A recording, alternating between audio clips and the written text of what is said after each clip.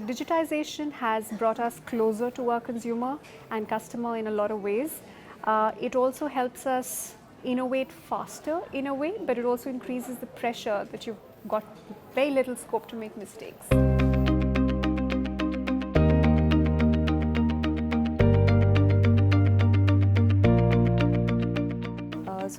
Philips is a brand that looks at both B2B and B2C markets. So how do you straddle across both in terms of your positioning and communication?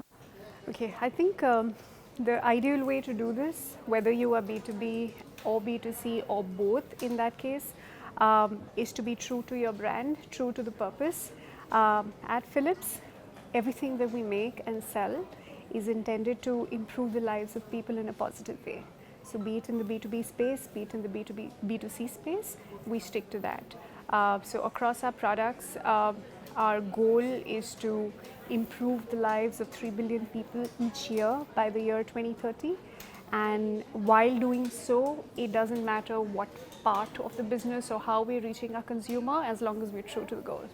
So what is the legacy that brand Philips would like to highlight in India? I mean, how important is purpose for you? For a brand like ours that has been in existence for 128 years, the purpose has kept us going. It is in our DNA.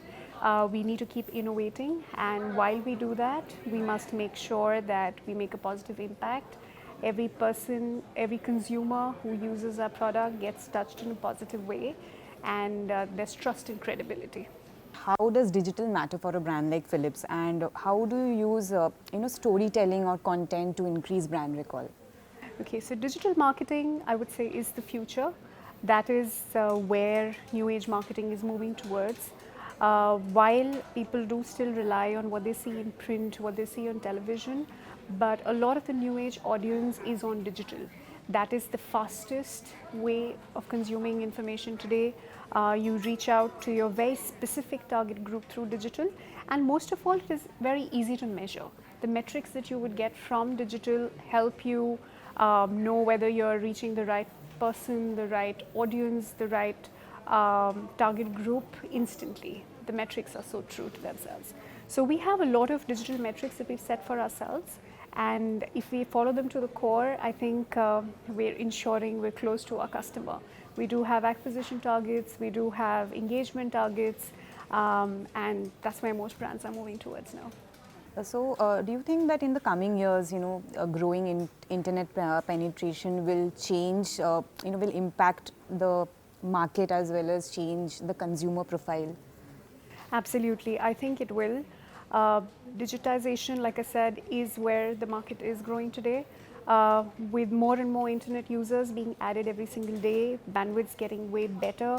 The consumer is taking in your information much faster today.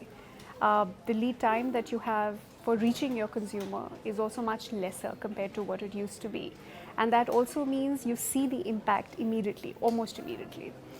So if you were to make a mistake, I would say there's no scope for it anymore. People rely more on quick information, which also means they will be quick at giving us feedback. If they do not like something or they really appreciate something, either ways, we will get to know much faster. So digitization has brought us closer to our consumer and customer in a lot of ways. It also helps us innovate faster in a way, but it also increases the pressure that you've got very little scope to make mistakes. Okay. So as a successful marketer, what is that one piece of advice you would like to give to budding professionals?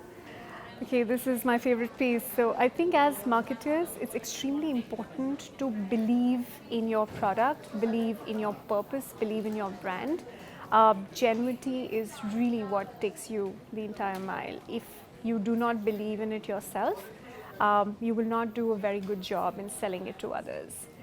In my case, or in most cases where people work for certain organizations, you've got to feel strongly for what your organization stands for. You've got to believe in the legacy and then take it forward.